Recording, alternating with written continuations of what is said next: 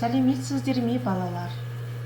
Құрметті оқушылар, бүгін 3-ші сыныптың жаратылыстану пәні бойынша өтетін онлайн сабағымыздың тақырыбы электр энергиясы қайдан алынады?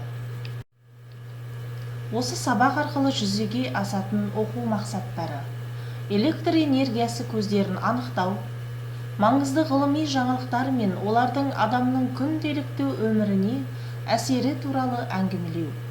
Сабақ мақсаттары: электр көздерін біледі, электрдің қалай алынатынын түсінеді, адам өміріне электр көзінің қажеттілігі туралы әңгімелейді. Бағалау критерийлері: электр энергиясы көздерін анықтайды, маңызды ғылыми жаңалықтар мен олардың адамның күнделікті өміріне әсері туралы әңгімелейді. Құрметті оқушылар, жаңа тақырыпты бастамас бұрын мен сіздерге бейне таспадан материал ұсынамын. Мұқият қарап, назар аударып тыңдаңыздар. Кез келген нүктедегі энергиясының шамасы кернеу деп аталады. Итеру күші потенциалдар айырымы деп аталады. Бұл екі нүкте арасындағы кернеудің айырымы. Электрон ағынның жылдамдығын ток күші дейміз.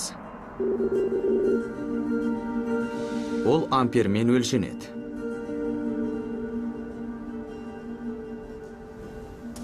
Протондар мен электрондар резеңке секілді изоляторлық материалда еркін қозғалады. Сондықтан онда электр тоғының ағыны болмайды.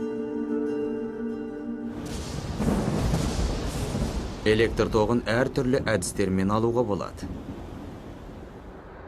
Көп мөлшерде алу үшін электр станциялары керек. Ал шағын мөлшерін батареялары бере алады. Біз бүгінгі әлемді қамтамасыз етуге жеткілікті электр энергиясын өндіріп, оны түрлендіре аламыз. Бұл адамзат жетістіктерінің бірі.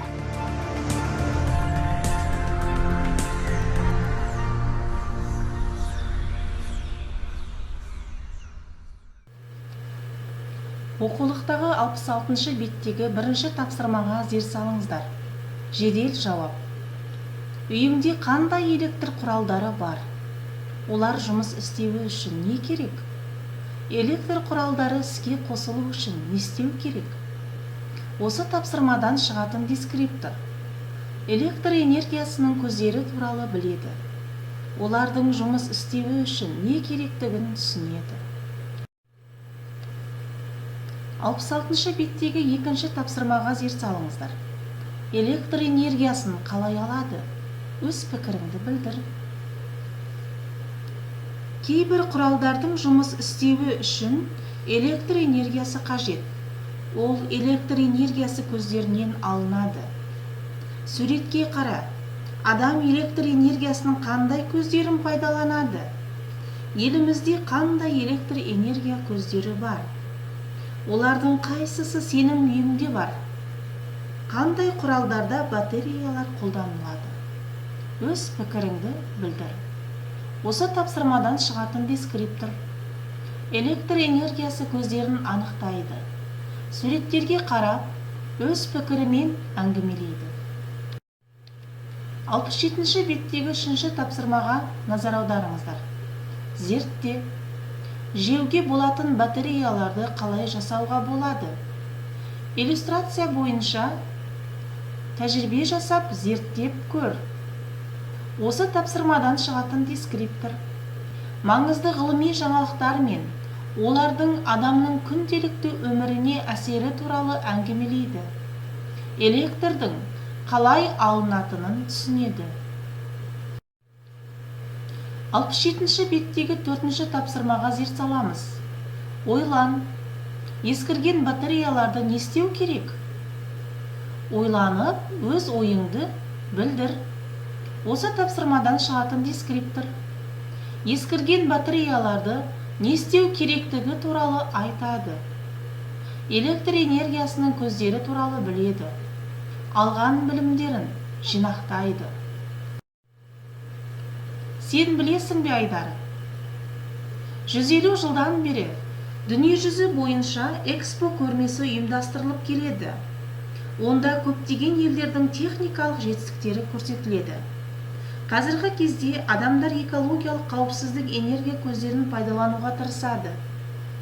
Сондықтан Астанадағы халықаралық экспо 2017 көрмесі болашақтың энергиясы тақырыбында өтті.